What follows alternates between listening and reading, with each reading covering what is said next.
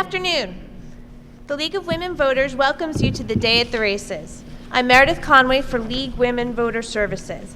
This year, the League of Women Voters celebrates the Year of the Woman, especially the 90th year of a woman's right to vote, suffrage. However, the League welcomes both men and women to membership.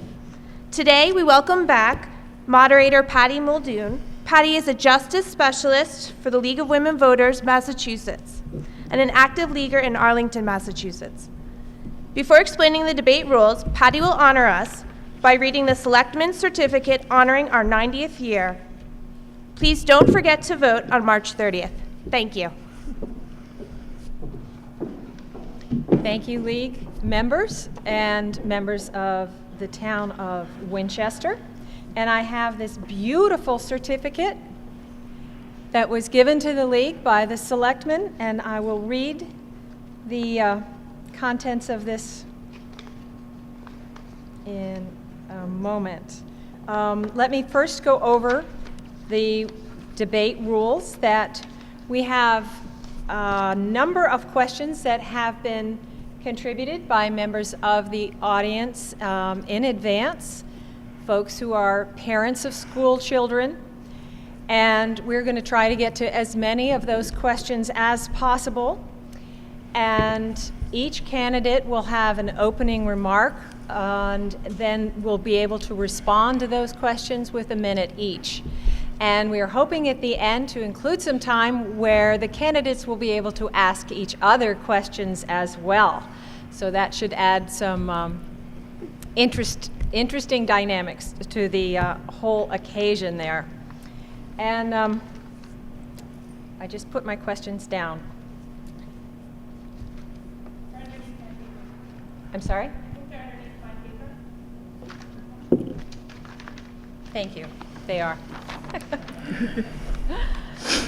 So, for your wonderful citation, whereas the Winchester Equal Suffrage League formally became the League of Women Voters in Winchester on June 2nd, 1920, the League's 90th anniversary, and whereas March is the National Women's History Month, whereas the League of Women Voters in Winchester is the organization where hands-on work to safeguard democracy leads to civic improvement, and whereas the League of Women Voters in Winchester is a nonpartisan political organization that has fought since 1920 to improve our system of government and impact public policies through citizen education and advocacy, whereas the League members are constantly striving to serve their communities to make strong, safe, fair, and vibrant places to live, whereas the League of Women Voters of Winchester believes in representative government and in the individual liberties established in the Constitution of the United States, and whereas the League of Women Voters of Winchester has always worked to promote the values and processes of representative government, whereas the League of Women Voters of Winchester collaborates with other organizations to achieve mutual goals, increase civic participation, create lasting change in the community, and make democracy work, whereas the League for 90 years has held the public trust by respectfully bringing educated leaders and the public together through nonpartisan civic means and through thoughtfully advancing solutions, whereas Winchester has benefited tremendously from the countless volunteer hours donated by League members for over its 90 years of history enhancing democracy. Now, therefore, we, the Selectmen of the town of Winchester, do hereby proclaim the 14th day of March, 2010 as the League of Women Voters Making Democracy Work Day in honor of the League of Women Voters' 90th anniversary, and urge all residents of Winchester to pay great tribute and respect to the League of Women Voters for all they do to make our community healthy, vibrant, and strong. And it's signed by all your selectmen. Congratulations.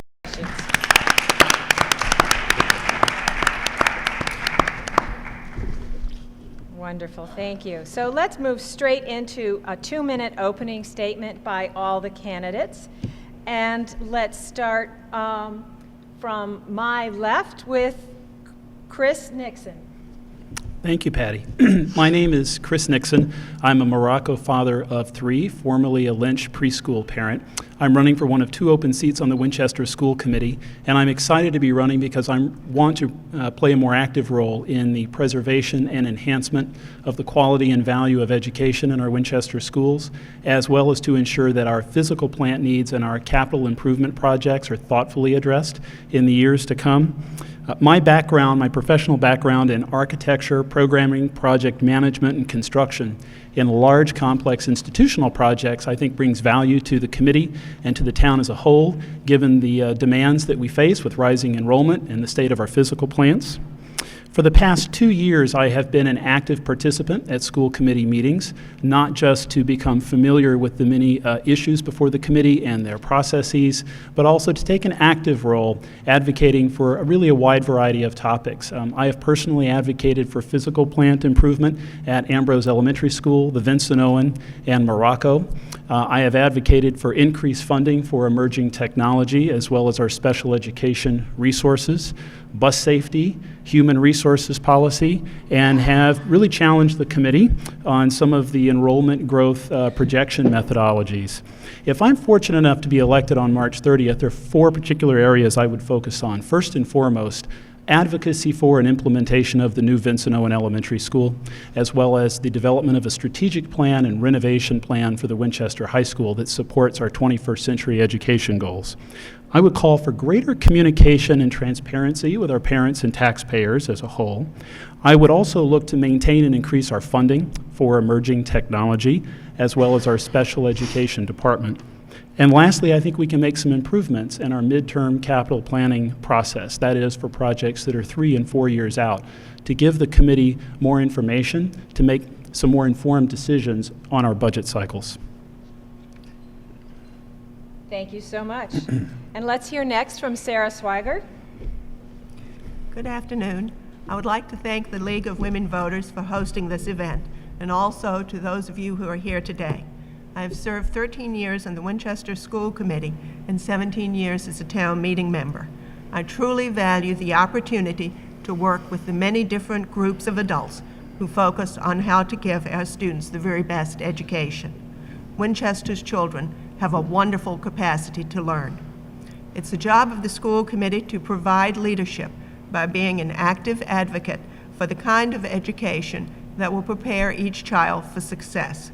I've worked extensively on developing the policies and budgets that allow for hiring effective teachers, maintaining class size, and providing a strong current curriculum. During the last 10 years, the state K-12 student population has decreased by 2.5%, while Winchester's enrollment has actually increased by 28%, or 730 students. This rapid growth has put pressure on the towns to increase operating budgets, maintain services, and provide additional classrooms. At McCall, the town has just built an addition to meet these enrollment increases. Currently, there are 3 elementary schools that are overcrowded.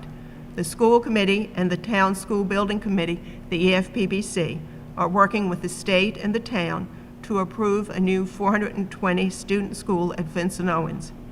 When the VO is completed, the school committee will need to redistrict. I support the formation of a representative committee that will study redistricting options and make recommendations to the school committee for a decision. I also strongly support the high school strategic planning process that will develop the educational program at Winchester High based on curriculum needs and the increased enrollment. At that point, an architect in the EFPBC will decide a plan for the necessary classroom and program space. I believe it is critical that all stakeholders be an integral part of the entire process. I look forward to your questions. Thank you so much. And finally, Maria O'Connor. Hi, I would like to thank the League of Women Voters today for today's debate, and also to say congratulations. And I wish both Chris and Sarah a respectful and positive campaign. I am Maria O'Connor, and I am running for school committee to support our community's goal to provide the best education possible for all Winchester children. Our schools face significant challenges that require demonstrated leadership and experience, and creative solutions. My goals as a member of the school committee are very simple. Continue to make smart investments in our technology and facilities. Attract, evaluate, retain the best staff for our schools. Manage the upcoming population bubble while targeting class sizes. Strive for fairness across all elementary schools and provide a safe and inclusive environment for our students. As co-president of the PTO, I was exposed to practical challenges facing our schools, such as enrollment growth, space constraints, and budget challenges. In addition, I responded to concerns voiced by parents and supported additional reading programs and approaches. The success of this program modeled now is implemented throughout the district. As co-chair of the Parents Inter-School Council, we welcomed open communication around the table and encouraged fairness among all the schools and committees in this district. We will support a VO, rebuilding a new VO. We have supported repairs for Morocco and Lynch. We have endorsed restoring a library media specialist. And of course, we've supported enrichment programs for our students in discrimination, diversity, and bullying. I am currently a board member of the Winchester Foundation of Educational Excellence and A Better Chance, ABC. Both organizations promote the goal of helping every child achieve the highest quality education. Thank you. Thank you. So we do have timers down in the front, so Wow. you can That watch goes by them. really quick. I know, it does fly by, but I'm about to give you an opportunity to dig into that a little further. With the questions that were collected from parents of school children currently in the public schools, we'll start with a very general one, and I'll start with you, Marie O'Connor. As a consumer of Winchester Public School Services, what shortcomings have you identified? Can you give some specific examples of what you've done to solve a problem that you've seen? 1 minute, please. As a board member of the Winchester Foundation of Education Excellence, I've seen funding gaps in our schools and worked to help to fund the unmet needs in technology professional development. As an active grants committee member and a PTO co-president, I have supported additional reading software programs technology. These initiatives have afforded and has given many students the opportunity to engage and challenge themselves daily.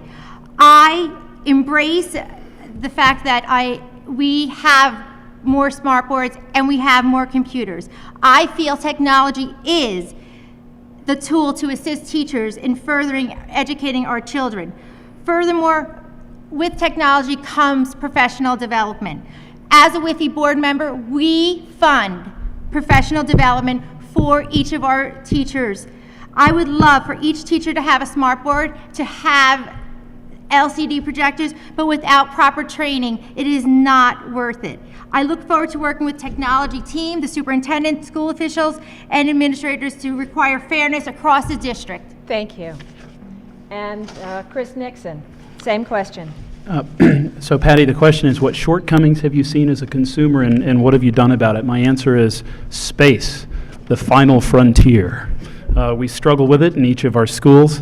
At my school, at Morocco, we've seen significant space crunches. In January of 2006, a demographer from Vermont presented to the school committee recommendations for 5-year growth across the district that averaged, I believe, about 11%.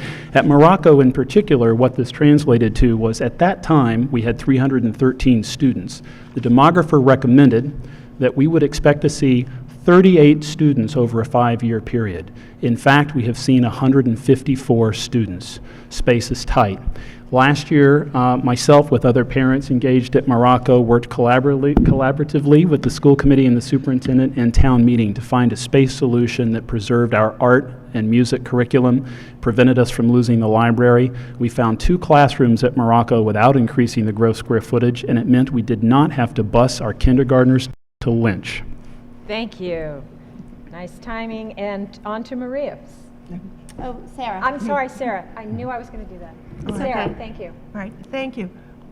There have been a number of things that we definitely need to improve on. One that I've worked on quite a bit over the years has been safety for the students, and that has included everything from this curtain, which broke unexpectedly and needed to be replaced outside of the capital planning cycle, to working to be sure that all of the facilities are kept asbestos-free, or where it is possible to have it contained, and to be sure that all the children are safe in the school.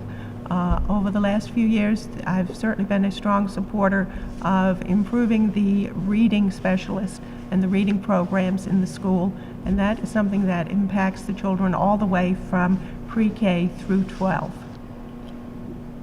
Thank you. I just want to do a sound check. Can everyone hear all of the candidates?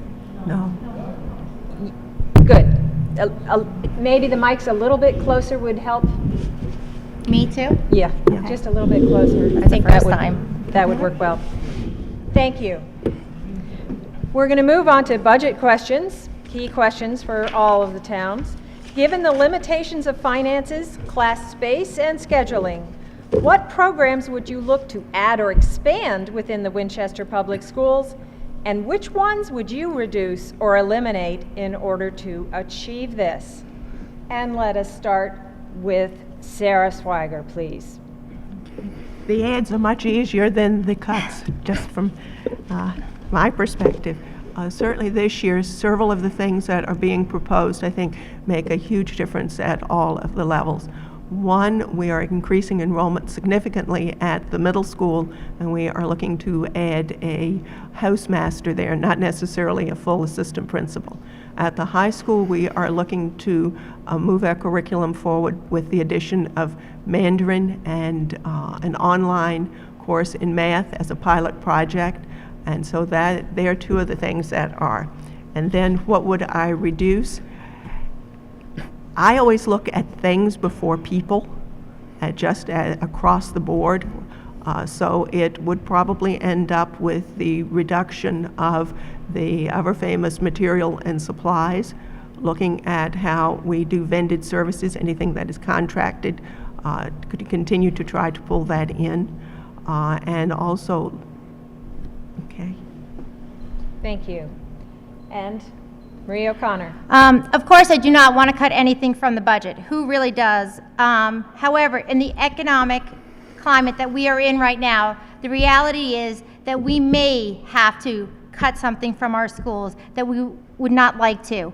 Our biggest challenges we face is when we open up the newspaper and we see that local aid could very well be cut by 4% of our Chapter 70 money. Winchester schools have a history of doing more with less. We spend less money per pupil than almost any other town we compare ourselves to. We have relied on outside funding such as WIFI, the Murphy Foundation, to bridge our unmet needs. I will work collaboratively to work with school committee members to identify ways to maximize resources and minimize waste. My priority will always be to support what is in the best interest for each student. I will not cut anything that will ever jeopardize the excellence in learning in any of our schools. And Chris Nixon. Thank you. First, a quick clarification to a comment Maria made. Winchester does not spend more dollars per pupil than most of our other surrounding communities. In fact, that contributes to the value of the education. We spend about $9,500 I said per we pupil. spend less, I'm sorry. Okay, very Sorry, good. I spend less. The state average is about $10,500. $11,000 per $10,500. student, so it does represent a good value. With respect to the question, what would we add, what would we cut? With respect to adding programs, I would absolutely look, as the school committee does, to the leadership from each school. Each year at the beginning of the budget cycle, the principals and department directors come forward with improvement plans for their departments. Tom Gwynn, as was just mentioned, brought forward Mandarin as a program. So I would certainly look to the leadership of the schools for suggestions and vet those. In terms of what to cut, I frankly think we can maybe look more creatively at how we deliver services so that perhaps we can't. So for instance, I discovered this year that in our special education department, we lose valuable interns in their third year to other communities which as a policy pay modest stipends. Wakefield, Melrose perhaps pay $8,000, and that goes a long way towards paying off a Stafford or Perkins loan that we cannot compete with. So we lose talented people who would otherwise be integrated into the classroom. Thank you. And we're going to stick with you for the next question on capital planning. What are the strengths and weaknesses of the school's capital planning process, and how would you improve it? For example, we continue to witness diminishing space within the Winchester elementary schools, two of which are more than half a century old, while the Parkhurst School remains vacant and falling into extensive disrepair. As a school committee member, how would you utilize and protect the school's physical assets? Parkhurst is interesting. Parkhurst is a subject of suburban myth in town. Parents who live near Sarah and Maria are very familiar with Parkhurst. Many parents on the other side of town never heard of it and don't know it exists. It's one of our shuttered elementary schools. It is a real asset to the community and certainly needs to be part of our capital plan. Very quickly, the strengths and weaknesses. The strengths are what we're doing 10 years out, and it's what we're doing 1 year out. The Department of Public Works with the superintendent and the school committee has done a good job, I think, at looking long term, a decade out, identifying the physical plant needs of our facilities and flagging them. Where we're also strong is looking at what do we need 1, 2 years out. The superintendent, for instance, has imparted a policy in which we now proceed with complete design and specifications for projects that are necessary 1 year before so that we get accurate bids. That's helpful in the budgeting process.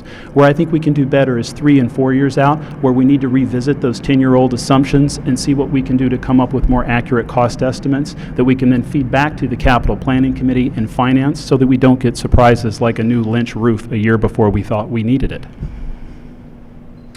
Thank you. And now, Marie? Our schools have had significant strain on our facilities and on our administration and on our class sizes. And planning ahead will help improve the education, our educational excellence. With regards to the McCall Middle School, 10 years ago when McCall was built, people had suggested to have an additional spacing with regards to the roof. 10 years later, we're spending $7 million as opposed to 10 years ago only spending $1 million. Ambrose Elementary School opened up their doors 4 years ago, and 2 years later, we're putting on 2 modulars. We need to make adequate plans for our future of our children. I intend to work with the superintendent to monitor enrollment and reconfigure necessary changes in our high school, middle, and elementary schools with regards to the immediate and future worries. Thank you. And Sarah? Okay, would you repeat the question? Sure. What are the strengths and weaknesses of the school's capital planning process? How would you improve it? Thank you. And an example is witnessing the diminishing space within the elementary schools, 2 of which are more than 50 years old, while the Parkhurst School is vacant and falling into extensive disrepair. How would you utilize and protect the school's physical assets as a school committee member? For the last 9 years, I've served on the town as a school committee liaison with capital planning, and before that, I served for several years on the school building committee, the FPBC. There is a very comprehensive look at each of the school buildings from 5 to 10 years out, and so there is an idea in the town of what kinds of problems may come up. What I see as one of probably the biggest shortfall within the entire capital planning process is the fact that life happens. And sometimes things happen, like with the Lynch roof that perhaps by storm damage or something like that, you have projects that are immediate and necessary and need to come up right away. And there is very little way within the current process to work on that. Another thing that we continually need to work on is improving our K-1 enrollment projections. Our grades 2 through 12 projections are really quite good and help us work through those levels, but our kindergarten projections are still weak. Parkhurst is going to be needed in the future, probably for swing space, as we continue to work our way through repairing some of the schools. At this point, excuse me, I'm sorry, time's up. Thank you. We'll start with you next on a programmatic question. What is your vision for technology in the Winchester schools? How would you go about seeing this vision implemented? and which would be your top priority? Yes. Okay. Technology in the schools is a reality, and we are making huge strides, but there's a way to go. I think in terms of my priorities, I would have a designated amount each year in the operating budgets that would work with replacements, so that we don't find ourselves in a situation where we have a very large sum of money coming up one year to take care of the routine needs of both the replacement of the infrastructure as well as the computers at the desk. It's going to take a while to bring any district up to having a very consistent program that keeps technology up to date. We are having something in the budget this year for emerging technologies, and that allows our students to see what is coming online and our teachers to work to incorporate those technologies within their curriculum. And from my perspective, it is really the technology and the curriculum that gives the true value to this kind of program. Thank you. Chris Nixon. Can you repeat the question one more time, please, Patty? What's your vision for technology in the Winchester schools? How would you go about seeing this vision implemented, and which is your top priority? Okay, thank you. Well, first of all, I'm a big believer in the if you build it, they will come philosophy. At Morocco, where we have really a dearth of LCD projectors and smart boards. We have a few. Those classrooms that have been configured that way have seen just a tremendous result. We have some teachers who would have been first to say that they were intimidated somewhat by the technology. They've embraced it, and the enthusiasm in the classroom among the students is fantastic. I applaud the school committee, particularly outgoing member Bob O'Connor, for his motion on the last budget cycle that Sarah mentioned, looking to provide more funds for emerging technology. So I think LCD projectors and smart boards are just as important today as chalkboards and overhead projectors were when I was a kid. Lastly, though, I would say the most important thing, Patty, is that in a discussion I had with McCall parents a week or so ago about the use of technology and social networking and the prevalence of this in the classroom and at home, I think it's absolutely essential for the Winchester schools to play a role with parents in providing kids some examples of what appropriate and inappropriate use of technology is. It's a shared responsibility. And Maria O'Connor. As I stated, as a board member to WIFI, I have seen funding gaps in our schools, and I've worked to meet the unmet needs in technology. At Ambrose, when it's innovative teacher, energetic, is coming to us and asking for a smart board, we will do whatever it takes to get it. We will sell pies at Thanksgiving. Giving students the opportunity to engage and to be excited about technology and to learn from it is extremely important, and it is imperative. Technology needs to be used to assist teachers in educating our children, but we also have to be able to provide safety with regards to sexting and cyberbullying. We need to educate our parents first about technology and what is there, and then our students. Sorry. Thank you. And just as a heads up, we're going to start with Maria on the next round. How important is it that members of the school committee have a background that includes professional experience in the field of education? Does your experience complement or contrast with that of current school committee members? Well, I truly feel that my experience, I have a master's in public administration, nonprofit sector, so I feel I do have the educational background. I have the experience as an active member in our community. I believe very strongly that education is the basic right for every child. This is why I am an ABC board member. This is why I am a WIFI board member. I believe that with dedication, creativity, we can bring the best high quality education to every student in our town. I have been able to to listen to a different variety of diverse stakeholders, I've been able to plan effectively and mobilize and implement solutions. Thank you. And moving on to Sarah Swiger.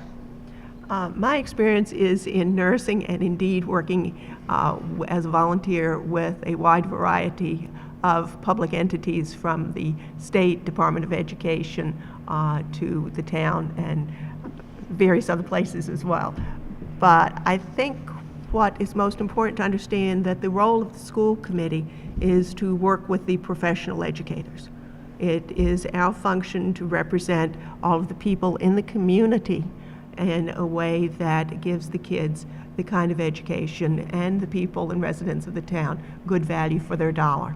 So a varied experience on a school committee is actually quite an advantage. We have a superb group of professionals in our district. They are very comfortable coming to us and talking to the committee about what the changes, what the innovations, what the problems are with education, and then working together with the professionals, you get the best of both worlds, both those who are outside of the education, working in real life, and the educators as well. Thank you. Chris Nixon. I appreciate this question, although it robs me of my closing. So I hope you don't call on me first. Just picking up on Sarah's comment, I see the school committee, frankly, as a five-legged stool. And the strength of the committee is really established by the diversity of the experiences and backgrounds that its members bring. And when I first began attending school committee meetings, I very quickly became impressed with, given that diversity, the kinds of questions that came from the committee. Questions about operations, questions about finance, questions about, of course, education. We have a school committee member, Sarah Girardi, who is a former teacher herself, and so I think that it's important that that is represented. But I actually think the committee would be weak if it was homogenous in that respect when it comes to the professional experience. So I think education is important. I think what's particularly important is that each candidate have a background and an experience that brings value to the committee, given the challenges that we face in the short and long term. And thank you. Moving back to budget concerns. Many of the current federal aid programs for public schools are perceived as targeting failing schools. Do you see any opportunities for the Winchester schools in these programs? Be as specific as you can, and we'll start again with you, Chris Nixon. Okay. Yes, I see great opportunity. It is a misperception, flatly a misperception that federal funds are seeking to improve underperforming schools. President Obama's Race to the Top is a $4.3 billion initiative. Many people know that Massachusetts is one of 16 finalists that were just chosen a couple of weeks ago. This initiative looks to recognize, reward, and sort of set role models nationally for local education agencies and states that develop appropriate standards and assessments for teachers and students. We're looking to improve our recruiting. We're looking to improve our data collection. How can we measure back our performance against metrics? And of course, a piece of this is how do we turn around lower performing schools. What I want people to appreciate is that the Department of Elementary and Secondary Education's proposal to Race to the Top was for a $287 million plan. Half of that money, should we be selected, will go directly to LEAs like Winchester. 2/3 of the eligible local education agencies submitted. It translates to potentially $500,000 in federal funds for this community. Sarah Swiger. I'm sure most of you have at least heard about Race to the Top, and it looks as though Massachusetts may indeed be one of the finalists and receive these funds. One of the things that probably will impact Winchester the most is the data collection, the innovation of schools, and of course some of the funding if we are able to do that. There are programs in there to look at innovation, both in the classrooms and in terms of hiring and in terms of how the programs are worked in order to act, as Chris says, as role models for schools that are where the students are struggling. There is also significant dollars in there that focus on data collection, and again, that's an area where Winchester does very well and would certainly be interested in acting as a model. Maria O'Connor. Certainly, I'm going to take another side of this. Michelle Rhee, the Chancellor of Washington, D.C. Schools, has received a lot of coverage lately with regards to system and teacher evaluation and compensation based upon success. I support rewarding innovative, energetic teachers who raise the bar for their students and for themselves. Dave Petty, a high school technology teacher, has requested funding and seed money for a STEM certificate initiative. As a WIFI board member, I was pleased and excited to support his desire, energy, and ideas to better our high school programs. I feel that we have many teachers in our systems who bring to the table a wealth of knowledge as we move forward. The challenge will be to replace the wisdom and their experience in continuing to making our schools the best they can be. Would you support an override to rebuild the Vincent Owen School? If so, how would you convince voters of the importance of passing such an override? Sarah Swiger. Well, obviously, I do support the program to have a new 420-student school at Vincent Owen. And that comes down to two reasons. One, the Vincent Owen building itself is in very poor condition and lacks a lot of the educational programming space that most of the other schools have. Second, the enrollment increases throughout the entire district are such that we need additional space, and seems to be wise to build in that way. In order to work with your residents, they need to understand all of the implications and ramifications of having schools such as the Morocco, Ambrose, and Lincoln, who are very severely overcrowded now. We have spaces that are not typically used for classrooms being pushed in. I joke sometimes that you've heard of No Child Left Behind. We have no closet left unconverted. This is the time. Thank you. Marie O'Connor. The overcrowding at our elementary school has put a strain on our facilities and our administration and our class sizes. Rebuilding VO and then following with redistricting can only help add capacity. I have had the fortunate experience that when it is most urgent, I have been able to help mobilize a new community of supporters, and this took action with the new addition of McCall. We have listened to concerned voices with regard to our local and school officials. What we need to do is very simple. We are planning. We are trying to receive the amount for state funding. Our next step needs to look at that we are building VO large enough so we do not come up, so we are not in the situation that we are with, that we were now at Ambrose and McCall. But we also need to educate our parents in order to pass an override. Nice job on timing. Chris Nixon. Thank you, Patty. So the question is, how would I convince taxpayers of an override? Well, I'm not going to take credit for this. If you support it. If I absolutely support it, and I think the part of the question is, how do you convince someone? Well, how do you convince a taxpayer who's actually not a parent?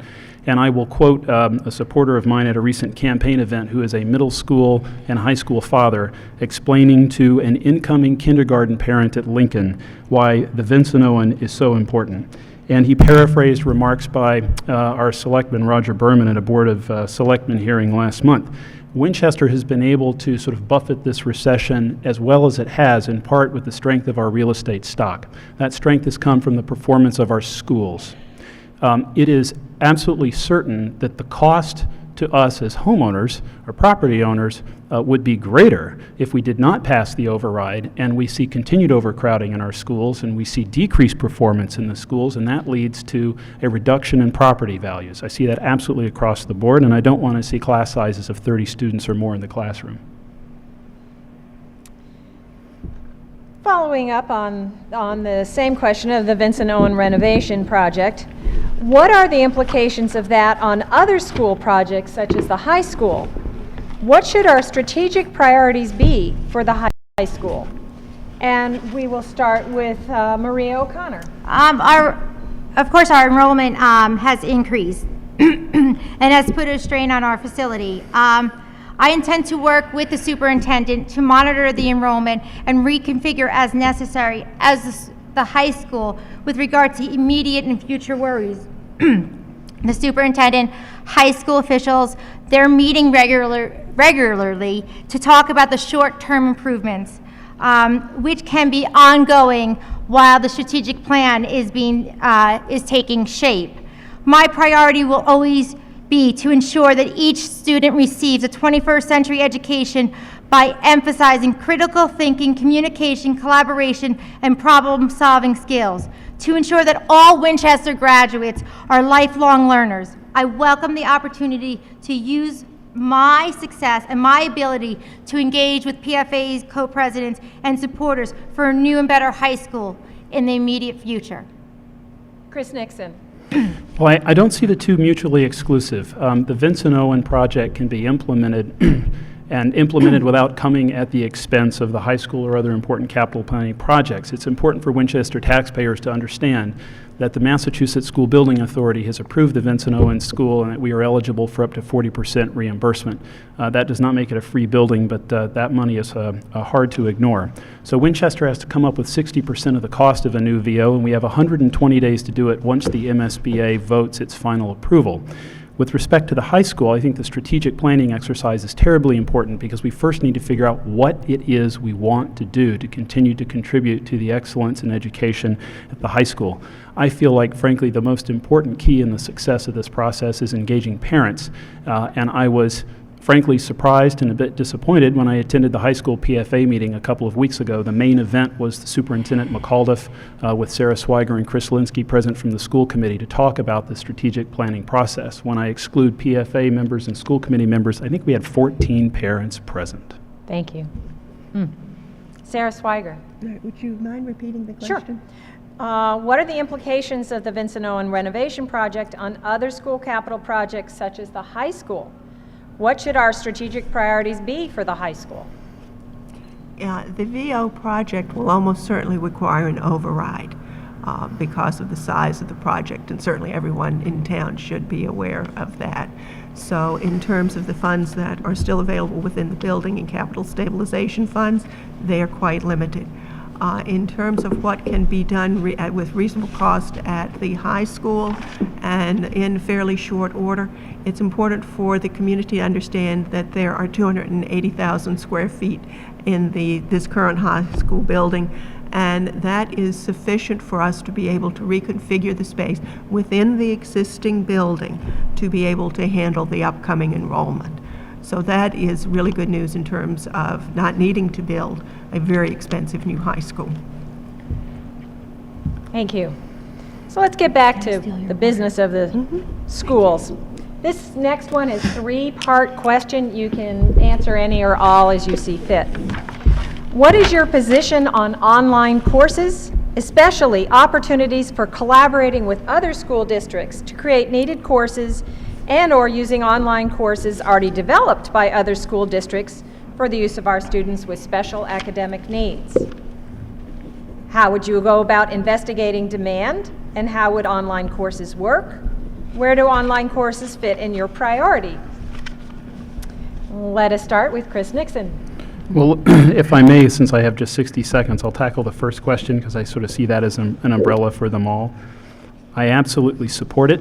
I support it because at the college and university level, we see this being more and more adopted in the curriculum. I was very interested last week when I attended the finalist presentation for the principal position at McCall. Two of the three finalists each spent some time talking about their positions and online learning. In fact, the representative from Saginaw, Michigan had some compelling stories to tell about how online courses had sort of invigorated the faculty, staff, and the students. So I absolutely support it. With respect to how we would do it, I would look to the assistant superintendent, but I'd be particularly interested in how the school committee and members of the administration could draw from MassQ that we attend on a regular basis, but I feel like we could do a better job of bringing that information back to the committee and to parents and understand how we could come up with a compelling program. Maria O'Connor. Can you please repeat the question one more time? Oh, yeah. Oh, yeah. What's your position on online courses, especially opportunities for collaborating with other school districts to create needed courses and/or use online courses already developed by other school districts, especially for use of students with special academic needs? How would you investigate demand, and how would online courses work? Where do online courses fit in your priorities? When I received my master's at Seton Hall University, online courses was it was just the birth of the opportunity to take courses. I support online courses. It gives people the flexibility. It gives people a chance to collaborate. It gives people the opportunity to become and sustain and being a lifelong learner. I feel that it would just only benefit from for people with special needs. I also feel that with regards to the opportunity to collaborate, I think that is a huge priority as we move forward as an educational community. Thank you. Sarah Swiger. High-quality online courses are something that I really think are going to become increasingly common at just about all levels. Certainly now there's collaboration going on between classes and courses in terms of pen pals and writing and sharing information and reports and so forth between schools, like at the elementary level. At the higher levels, we are beginning to look at that at the high school with a pilot for an online mathematics course this coming, is it 30 seconds or 60 seconds? Okay, thank you. How would they work and what would we do with them? I just heard last week for the first time a concept that I'm just beginning to research, and it's called a blended or a hybrid online course. And that involves having a teacher work with one who is teaching online, where there are opportunities to have your educational, your subject area more precise, more concise, by using the online to show, for example, science experiments that can't be done. There are a lot of opportunities that we are just ready to explore. They're a good thing. Thank you. So I've been informed that we now have time for the candidates to ask each other a question. So let's start with Sarah Swiger. Who would you like to ask a question of? Actually, I had just one or for both? Let's start with one. All right, let's ask Maria. Oh, Could gosh. you, I can do Chris. Okay. No, fine. Could you talk about what you would consider important in working with difficult or controversial issues? How would you approach working with some of the more difficult and controversial issues? I think as a demonstrated leader of several community groups and educational groups, I've been very fortunate to have not very fortunate, but unfortunate ways, things to have to deal with unfortunate situations. For instance, bullying is a hot topic right now, and it is so unfortunate. And 38-0, the Massachusetts Senate has taken a huge step and has passed this bill. Bullying does exist in our schools, unfortunately. As PTO co-president, we worked with Lisa McManus on trying to maximize the policy in place. As the chair of the Coalition for a Safer Community, we have been able to sponsor an enrichment program. Michael Fallon, who spoke about diversity, discrimination, and bullying, he challenged middle, elementary school, and high school students to stop being a zebra and to speak up. Sorry. Great. And let's see, Sarah Swiger, who would you like to ask a question of? I just did that. I'm sorry. I did that my second time. So that I don't mind Annette to answering ask again. Maria.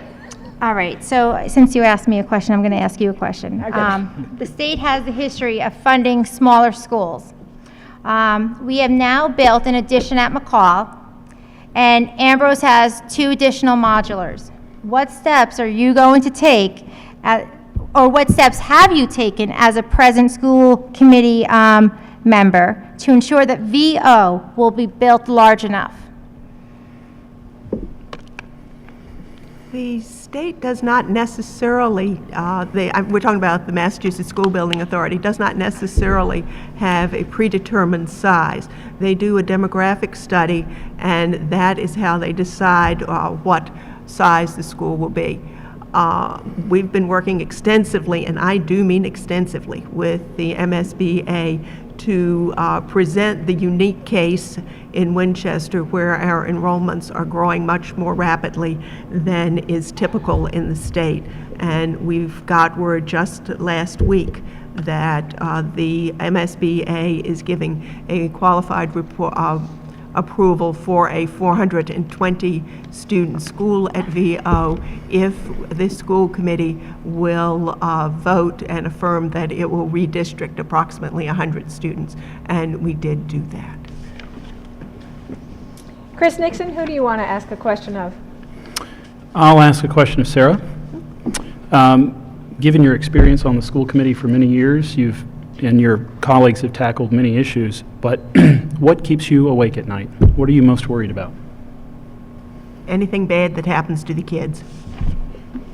And we have had some very tragic and very difficult circumstances, and they are the ones that you don't sleep through. And you should know that going in. Who has a question for Chris? Do either of you have a question to ask Chris? Why are you running? Oh, Okay. all right. What's that? No. You get a chance to answer a question, and we'll do a 1-minute wrap-up. Can I ask him a question? Okay. Do you support an additional principal at the McCall School? I absolutely do, and Vandy has been so patient because I think he's been asking for an assistant principal for this would be his 3rd year. And I appreciate not only has he been patient and consistent, he has balanced that need with others.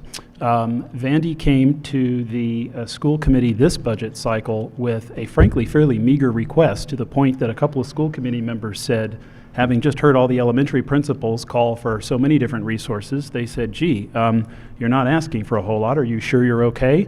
And you know what I appreciated was, I talked earlier about the importance of that sort of mid-range process. It's not just about next year, it's what's about after that and after that.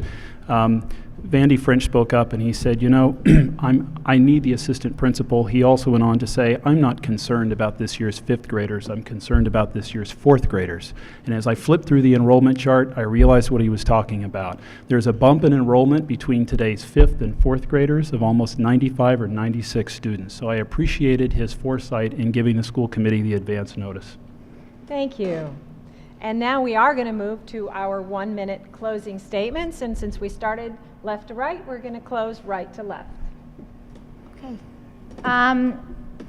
Winchester schools are definitely facing significant challenges, which require creative solution and demonstrated leadership. As an active member and leader of several community and educational groups, I have always brought my energy and commitment to the table. In the past 7 years, I have not only been watching and sitting, but also working hard to make positive changes in our community and in our schools. In my community roles, I have demonstrated the ability to listen to diverse stakeholders, plan effectively, and mobilize and implement solutions.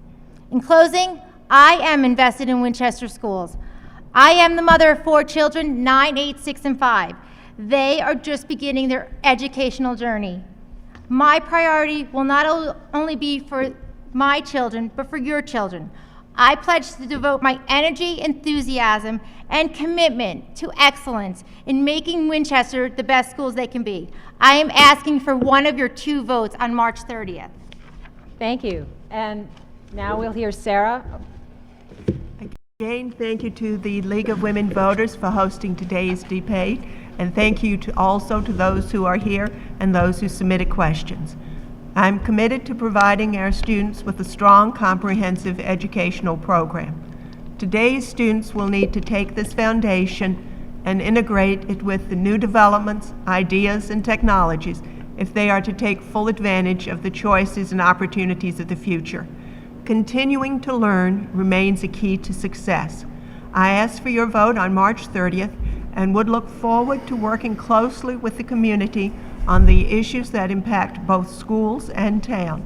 If you would like more information, you may visit swigerforschools.com, and thank you for this opportunity.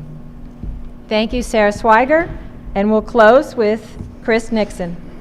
Thank you. I'd like to also thank the League of Women Voters for orchestrating the event today, and thank the few in the audience who grabbed their dinghy and an oar to come see us in person today rather than watch us on WinCam. I believe that it's so important for a school committee member to understand, any prospective school committee member to understand, that we don't approach the table with all the answers, but we need to be ready to ask all the right questions, even if they're difficult. We need to be prepared to make difficult decisions. It is as important when you're a good communicator to be a good listener as well as a good speaker, and to synthesize the needs and requests of many. I think experience is important in this race. I would underscore my interest in school committee and my appearance at that committee for the better part of the past 2 years. If I'm fortunate enough to be elected with one of your 2 votes on March 30th, I will not have a learning curve. I will be ready to hit the ground running. I also want to thank my wife Amy, my son Jack, my kids Kate and Sarah in their support of me on this important race. Thank you, all of our candidates. Let's give them a big round of applause.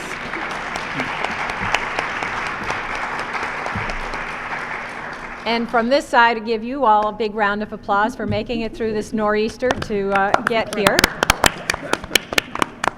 I would like to mention one thing, that there is a contested tax assessor's race, but because one of the candidates could not be here, the league policy is to not have one candidate show when the other can't be there. So that's why we didn't have that debate as well.